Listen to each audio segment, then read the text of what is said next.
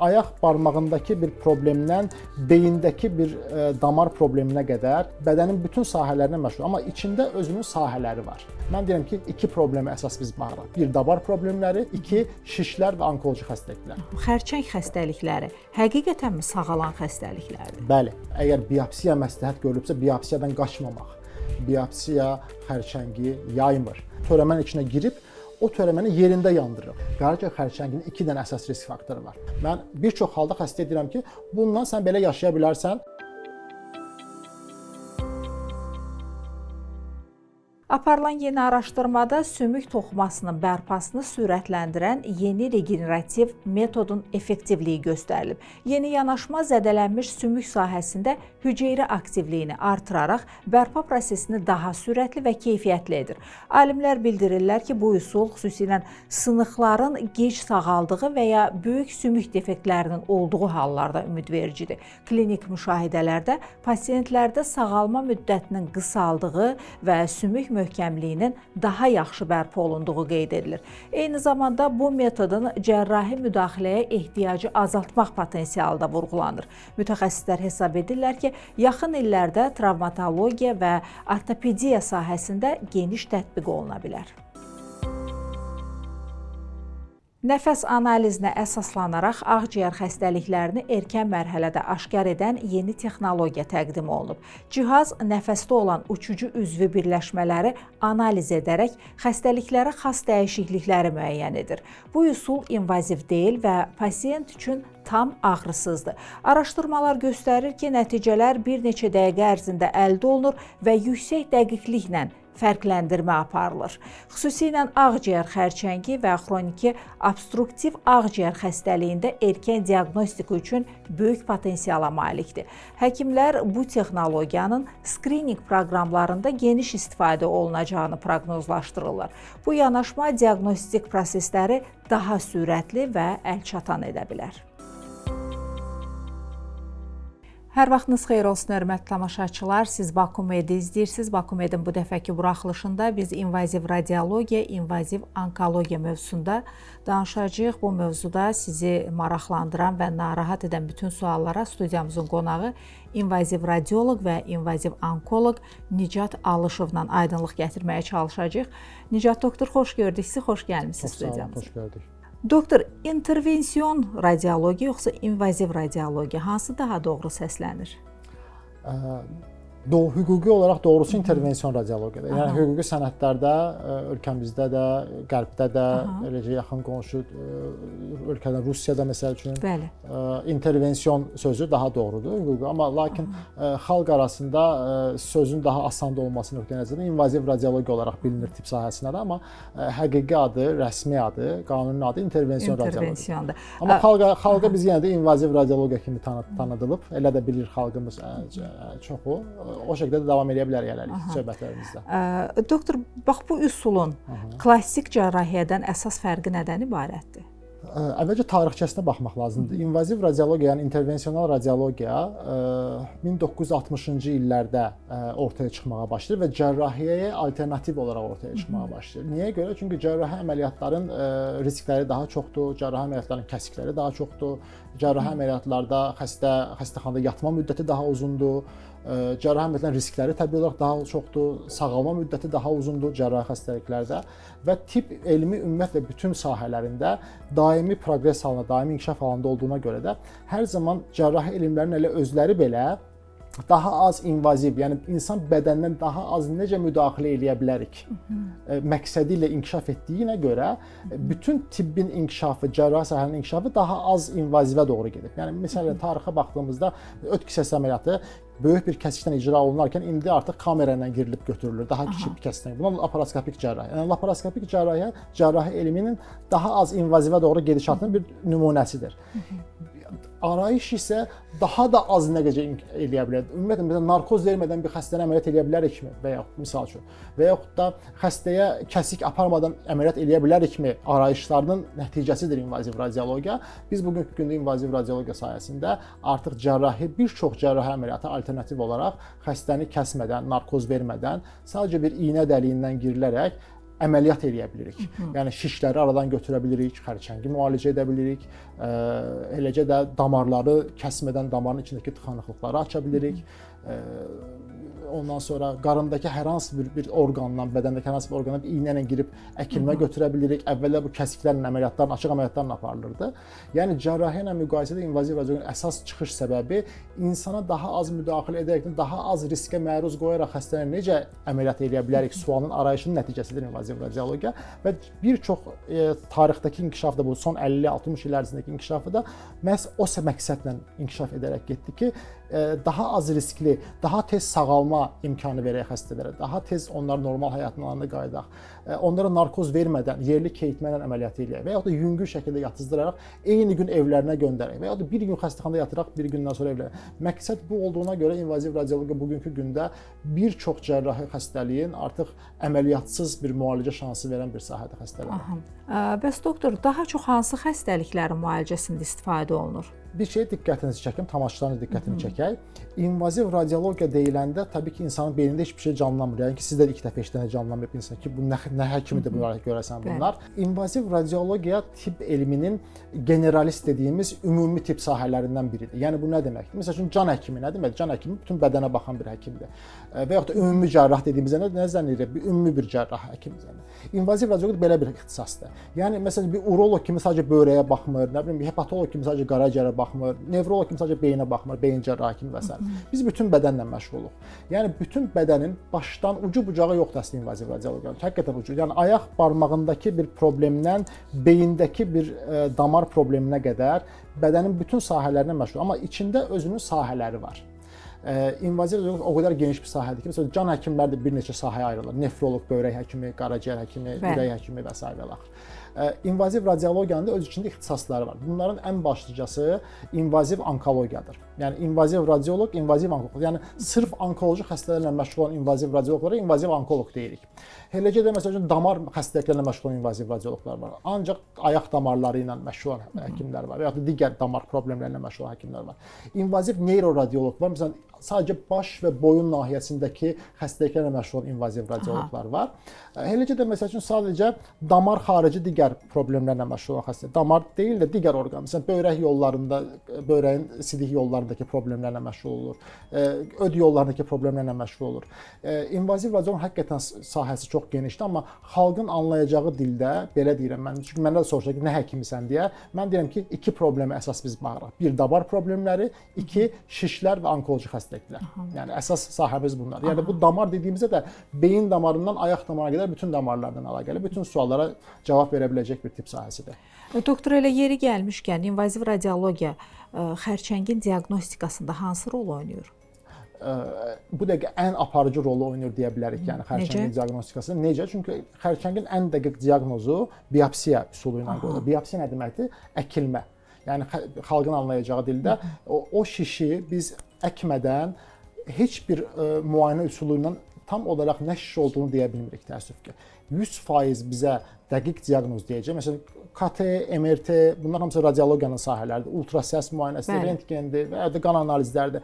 Bunlarda biz şişlərin nə ola biləcəyinin nəticəsinin nə ola biləcəyini təxmin edə bilərik. Amma biopsiya ilə tam dəqiq cavab alırsınız. Ən dəqiq cavab verir. Ona görə invaziv radiologiya bugünkü gündə, yəni digər adı ilə invaziv onkologiya, bugünkü gündə onkoloji xəstəliklərin həm diaqnozunun əsas aparıcı sahəsidir, həm də müalicəsində artıq çox önəmli bir rol oynayır.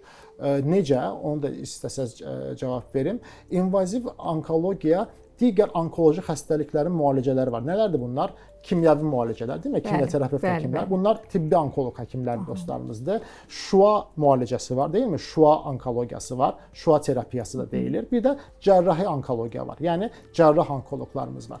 Yəni 4 dənə onkoloji həkim var ki, bugünkü gündə bunlar onkoloji xəstəlikləri bərabər dəyərləndirirlər. Bərabər diaqnozuna qoyurlar və bərabər də müalicələrinə qərar verməlidirlər. Çünki onkoloji xəstəliklər bugünkü gündə müasir tibbdə, qərbdə, Türkiyədə, inkişaf etmiş bütün dünyada bir həkimin tək başına aparacağı bir müalicə edəcəyi xəstəlik deyil.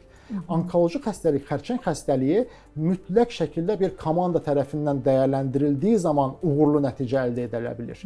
Bu komandada cərrah olmalıdır, bu komandada kimyoterapevt həkim olmalıdır, kimyəvi müalicə həkimi, bu komandada şua onkoloqu olmalıdır, şua terapiyası və invaziv onkoloqu olmalıdır. Diaqnozu da qoyan adam invaziv onkoloqdur. Bu xəstə biopsiyanı götürən adam. Aydındır. Doktor, elə yeri gəlmişkən sizdən bir mütəxəssis olaraq soruşmaq istəyərdim. Xərçəng xəstəlikləri həqiqətənmi sağalan xəstəliklərdir? Bəli. Ümumiyyətlə bizim ölkəmizdə bu çox böyük aktual sosial bir problemdir ki, insanların maarifləndirməsi bu sahədə biraz zəifdir mənim fikrimə görə.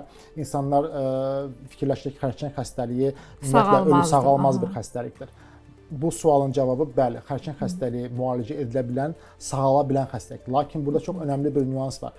Hansı mərhələdəykən sağala bilən xəstəlikdir? Erkən mərhələdəykən. Yəni ona görə bütün tibbin bugünkü dünyadakı əsas məqsədi xərçəngi erkən diaqnoz eləyək. Erkən diaqnoz hansı yollardan keçir? Vaxtı-vaxtında yoxlanışlar, vaxtı-vaxtında əgər biopsiya məsləhət görülübsə, biopsiyadan qaçmamaq.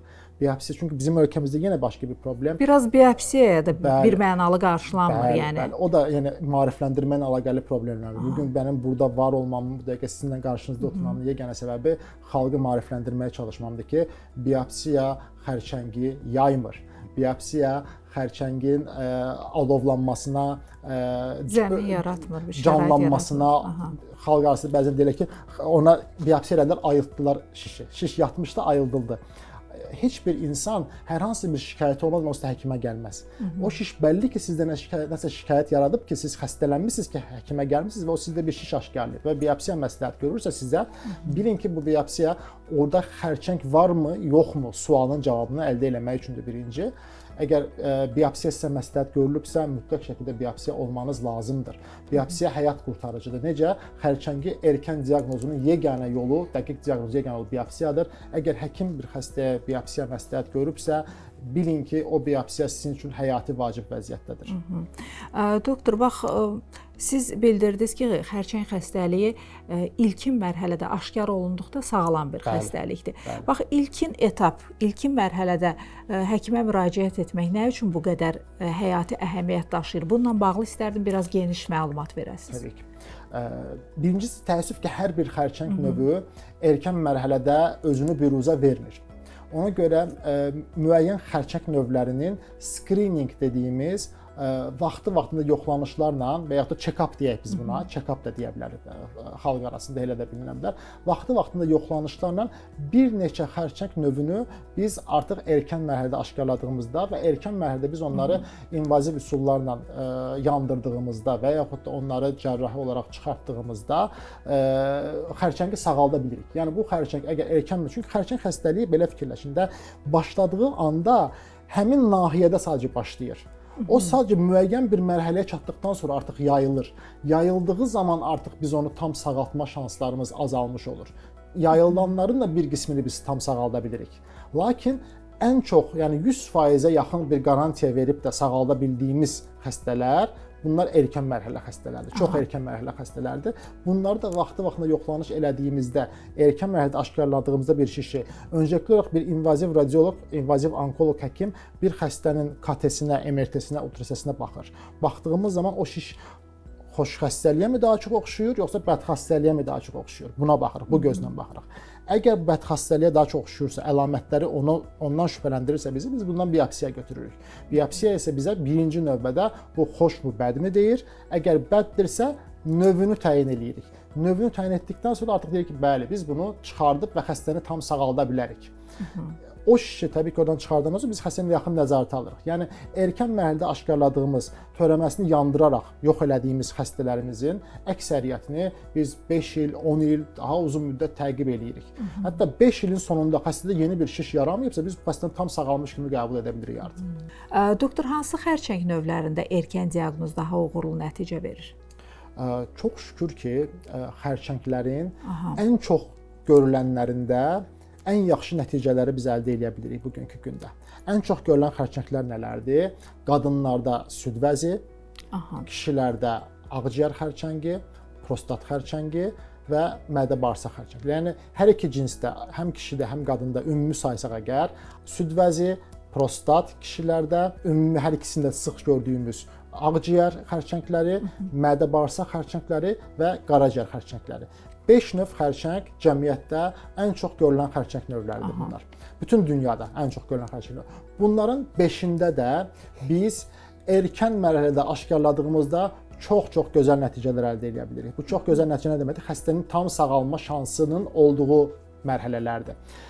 Və çox şükür ki də invaziv radiologiya bu xərçənglərin 5-də də həm diaqnozunda, həm də müalicəsində çox aparıcı, qabaqcıl rollar aparır və müalicələrində çox önəmli müalicə seçənəkləri, müalicə alternativləri cərrahiyyədən fərqli olaraq daha az riskli əməliyyat müasir üsulları təklif eləyə bilər bu xəstələrə.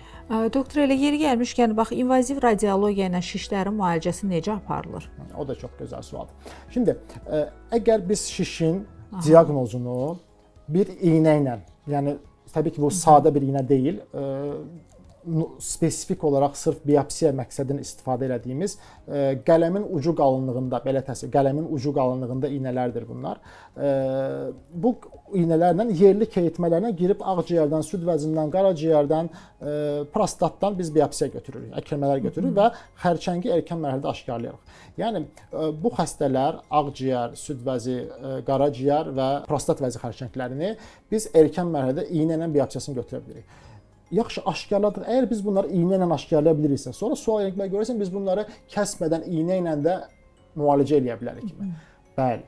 Bizim yenə spesifik olaraq yandırmaq məqsədli və ya da dondurmaq məqsədli istifadə etdiyimiz özəl iynələr var. Bu iynələr də, bu arada onu da belə deyim ki, bunlar araşdırma məqsədli işlər deyil. Bunlar həqiqi, sübut olunmuş, praktikaya artıq oturuşmuş, dünyanın qəbul etdiyi və gündəlik olaraq istifadə olunan işlərdir. Mən bugün burada sizə gəlmədən əvvəl 2 dənə xərçəng xəstəsinin müalicəsindən gəlmişəm. Misal üçün, iynə ilə yandırma eləmişəm misal üçün. Yəni nəticə olaraq biz bu xəstələri spesifik olaraq o özəl iynələrlə törəmənin içinə girib o törəməni yerində yandırırıq. Yəni ki, orqanı da qorumuş oluruq eyni zamanda. Necə qorumuş oluruq? Əgər cərrah şiş olan sahəni, orqanı kəsib çıxardırsa əgər, biz onu yerində yandıraraq müalicə edirik. Yerində yandırırıq və ya da yerində dondururuq. Aha, doktor, yerində bax yandırırıq və ya dondururuq deyirsiniz. Bundan sonra şüaya və ya kimyoterapiyaya ehtiyac olur yoxsa yox? Təbii ki, o xərçəngin növünə görə və mərhələsinə görə dəyişir. Amma bir çox halda lazım olmur. Özəlliklə qaraciyərin birincili xərçənglərində, qaraciyər sirozlu xəstələrdə, yaranan qaraciyər xərçənglərində biz bunları erkən mərhələdə aşkarladığımızda biz bunları yandırırıq və o xəstələri sonra özümüz təqib eləyirik. Yəni bir invaziv onkoloq bu xəstələrin əksəriyyətini erkən mərhələdə aşkarlayıb xəstəni müalicə etdikdən sonra özü də təqib eləyə bilir və yeri gəldiyində işte digər komanda yoldaşları, cərrahla, kimyoterapevt həkimlə, şua onkoloqu ilə bərabər müzakirə edərəkdən bunları komanda şəklində biz təqib eləyə bilirik. Yəni qaraciyər xərçəngilərinin erkən diaqnostikası təəssüf ki, bizim ölkəmizdə çox geri qalmış vəziyyətdədir. Bu xəstələr təəssüf ki, mənə çox gecikmiş mərhələdə müraciət edirlər və o mərhələdə müraciət etdiklərində bizim artıq onları yandırmaq kimi şansımız olmur. Bəzi hallarda dondurmaq şansımız ola bilir. Dondurub biraz xəstəliyi gerilədə bilirik, xəstənin ömrünü uzada bilirik. Amma mənim ali məqsədim ölkəmizdə özəlliklə qaraciyər xərçəngi başda olmaqla süd vəzi xərçəngi, prostat vəzi xərçəngi kişilərdə, ağciyər xərçəngləri və bir əlavə daha zobun, tiroid vəzinin xərçənglərini erkən mərhələdə aşkarlamaq və bu xəstəliklərin erkən mərhələdə aşkarlandığı zaman bunları yandıraraq və ya donduraraq xəstələri əməliyyatsız formada müalicə edə bilmək, müalicəsini yayğınlaşdırmaq, daha çox həkimlərə bunu öyrətmək. Bunu çox istəyirəm ki, nə qədər çox həkim mənim gördüyüm işi görə bilsə, mən o qədər çox xoşbəxt olaram bu ölkədə. Doktor, dediklərinizdən belə anlaşılır ki, əsas problem xərçəngin sağalmamasında gec müraciətdə həkimə. Bəli. Bax, Azərbaycanda xərçəng xəstələrinin gec müraciət etməsinin, bax, xərçəngin gec aşkar olunmasının əsas səbəbləri nələrdir? 2 səbəb var buna. Birinci səbəb sosial səbəblərdir. Yəni vətəndaşın xərçəng xəstəliyinə əlaqəli fikirləri, yanlış bilgilər, yanlış bilinən doğrular. Birincisi bunlar sosial səbəb. Bunlara nələr aiddir? Xərçəng sözünü eşidən kimi və ya da xərçəng şübhəsindən bir həkim ona bəhs elədiyində ki, səndə bir şiş var, mən bu şübhələnirəm, bundan biopsiya lazımdır. Xəstə bəri başdan qorxur, qaçır və elətdirmir onları. Gedib 1 il sonra artıq vəziyyəti daha da ağırlaşdığı zaman, şikayətləri daha da çox artdığı zaman, artıq dözülməz hala gəldiyi zaman, gəldiyində artıq təkrar həkimə iş işdən keçmiş olur. Bizim artıq onu yandırmaq, dondurmaq kimi şansımız qalmır və ondan sonra sadəcə kimyoterapiya və yaxud da başqa daha ağır müalicələrə əl atmaq məcburiyyətində qalırıq. Halbuki vaxtında onun xəstə üstünə düşsə, ciddiyə alsa, inansa ki, biz onun yaxşılığını istəyərəkdən ona biopsiya məsləhət görürük. Biz onun yaxşılığını istəyərəkdən ona vaxtında buna müalicə elətdirməyə məsləhət görürük. Çünki xərçəng xəstəliyi həqiqətən erkən mərhələdə biopsiya da olsa, ona iynə batırıb onu yandırsaq da, bu onu yaymaq məqsədli deyil. Tibb elmində, müasir elmdə elə bir xərçəng xəstəliyi yoxdur ki, onu biz yandıraraq yayılmasına səbəbiyyət verək. Tam tərsi, biz yandırma üsulları, dondurma üsulları o xəstəliyin yayılmasının qarşısını almaq məqsədli aparılır. Bəli, bəzən əvvəllər bəzi xərçəng növləri var idi ki, onlara həqiqətən bıçaq vurmaq olmazdı. Məsələn, limfoma xəstəliyi, limfa vəzlən xəstəliyi, bunlara həqiqətən bıçaq vurmaq olmaz. Bunlar həqiqətən yayılması səbəb olmasa belə mənası yoxdur onlara bıçaq vurmağın. Onların müalicəsi başqadır. Və yaxud da bəzi xərçəng növləri var ki, bəli, onlara həqiqətən iynə batırdığın zaman həqiqətən az da olsa, 1% olsa yayılmaya səbəbiyyət verə bilər. Onu heç toxunmadan birbaşa girib yandırmaq və yaxud da birbaşa girib onu kəsib çıxartmaq daha məqsədə uyğun olur bəzi hallarda. Bunlar nadir hallardır, amma əksəriyyətdən bəhs etdiyimiz zaman süd vəzi xərçəngi çox erkən mərhələdə aşkarladığımızda biz onu yandıra bilirik və yaxud da kəsib çıxarda bilirik. Prostat vəzi xərçəngi erkən aşkarladığımızda biz onu kəsirik və yaxud da yandırırıq. İkisi ilə də xəstə tam sağalır. Qaraciyər xərçəngi, sirozlu xəstələrin bizim ölkəmizdəki ən böyük problemlərindən biri o xəstələrin vaxtı-vaxtında yoxlanışlara gəlməmələri. Yəni sizin sualınız odur ki, niyə gecikmiş formada gəlir? Birinci səbəb sosialdır. Yəni insanların xərçəng xəstəliyinə əlaqəli əvvəlcədən var olan fikirlərinin yanlış olmasından qaynaqlanır. İkinci səbəbi isə səhiyyə sistemimizdəki müəyyən nöqsanlardır. Bu nöqsanların da ən başında bu yoxlanış protokollarının olmamasıdır. Xəstələrin standartlaşdırılmış müəyyən protokollardakı əksikliklər, nöqsanlardır. Mən ona görə məsələn qaraciyər xərçəngi mənim bu dəqiqə ən çox mübarizə apardığım xərçənglərin başında gəlir. Qaraciyər xərçəngi ilə əlaqəli hər bir çıxışımda çalışıram ki, insanları maarifləndirim ki, sözdəki siroz xəstəliyi, çünki qaraciyər xəstəliyi xərçəngi ən çox siroz xəstələrində ortaya çıxır. Doktor, qaraciyər xərçəngi nə deməkdir və əsas risk faktorları nələrdir? Qaraciyər xərçənginin 2 dənə əsas risk faktoru var. 1. Hepatit virusları, hepatit B və C virusları. 2. Qaraciyər serozu. Qaraciyər serozu hepatitlərə bağlı yaranmış ola bilər, içkiyə bağlı yaranmış ola bilər və yaxud da bilinməyən bir çox səbəbdən yaranmış ola bilər qaraciyər serozu. Və yaxud da qaraciyərdə xroniki xəstəlik, yəni qaraciyərim xəstədir deyən hər bir kəs qaraciyər xərçəngi olma riski daşıyır. Bunu belə bilmək lazımdır. Yəni qaraciyərim xəstədir. Bunu bilən hər bir kəs qaraciyərin özündən yaranan xərçənglərlə əlaqəli ciddi bir risk daşıyır. Ona görə bu xəstələrin mütəmadi yoxlanışlarının düzgün formada aparılması lazımdır. Elə xəstələr var ki, təəssüf ki, bunlar deyir ki, doktor, mən 6 ayda bir gedirəm həkimə yoxlanışa. 6 ayda bir həkimə getdiyi halda bu adam gecikmiş bir xərçənglə mənə gəldiyində məndə bir sual yaranır ki, bu adam görəsən doğru mu yoxlanılırdı? Və bəli, burada da bir sualın cavabı odur ki, təəssüf ki, doğru yoxlanılmırmış bu adamda. Ona görə bu protokollar çox vacibdir. Bütün həkimləri biz təlimlərdən keçirtməliyik. Bütün həkimləri standartlaşdırılmış formada var olan bu qəbul edilmiş protokollar üzrə xəstələri yoxlamalarını sövq etməliyik bu həkimləri. Yəni həkimlərdə də böyük əksikliklər var. Ona görə mənim dediyim kimi hani 2 ali məqsədim, 1 xalqı maarifləndirmək, 2 əlimdən gəldiyi qədər, dilim döndüyü qədər həkimləri maarifləndirmək. Bunun üçün də yəqin ki, bizim ən böyük əksikliklərimizdən biri səhiyyə sistemində tibbi elmi cəmiyyətlərin zəifliyidir. Tibbi elmi cəmiyyətlərin ya olmamasıdır bir çox sahədə və onların Səhiyyə Nazirliyinə köməklik etmələri gerəkən tibbi protokolların olmamasıdır. Doktor, o zaman nə etmək olar? Bax, milli protokollar və elmi cəmiyyətlərin rolu bu işdə nə qədərdir? Dünya praktikasına baxdığımızda, qərb tibbinə baxdığımızda bu elmi cəmiyyətlərin və bu tibbi protokolların ortaya qoyduğu nəticələr məhz bizi bugünkü ən başda da dediyim kimi screening nə deməkdir? Vaxtı-vaxtına yoxlanış ya da check-uplar.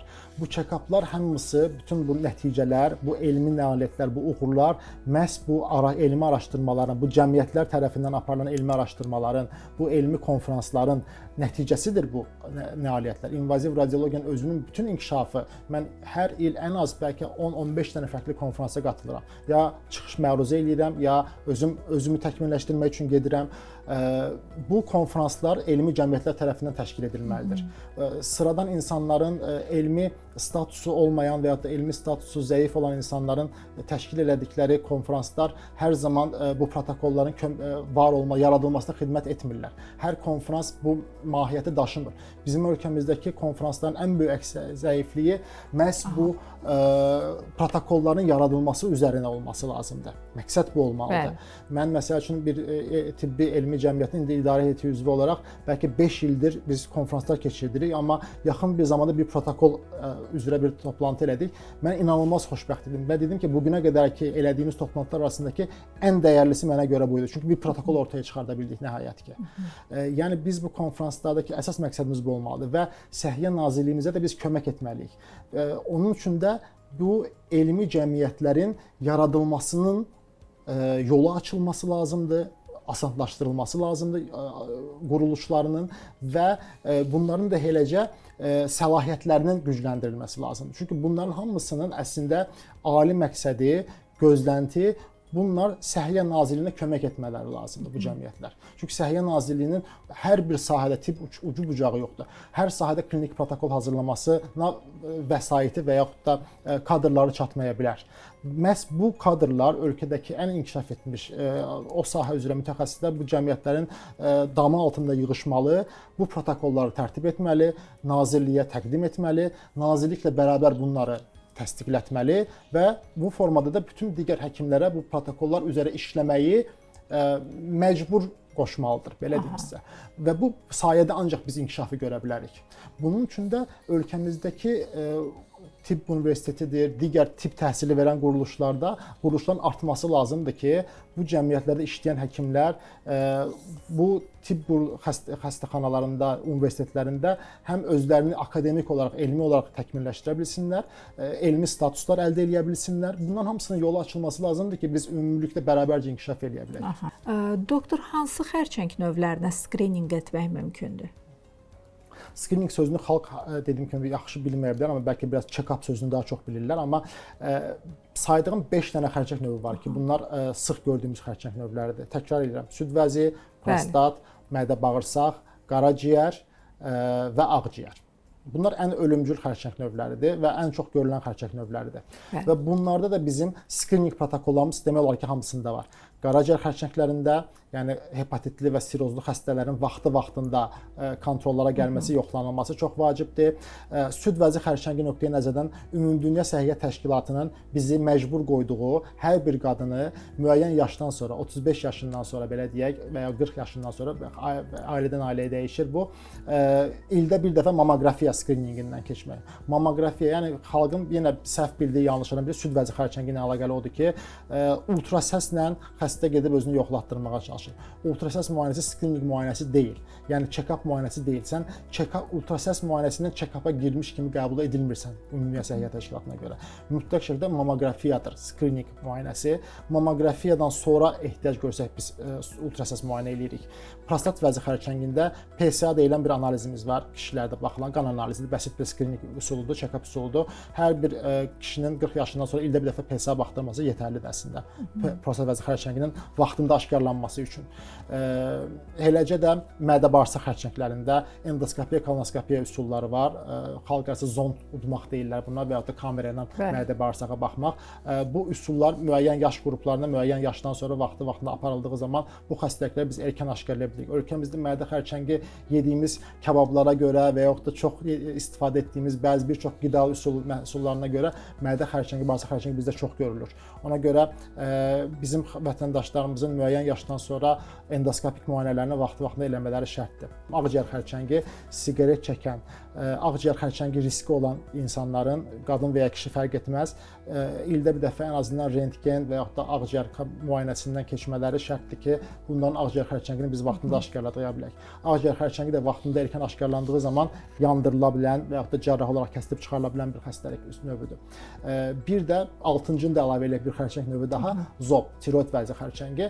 Tiroid vəzi xərçəngində yenə invaziv radioloqlar biz diaqnozunu edirik biopsiya ilə.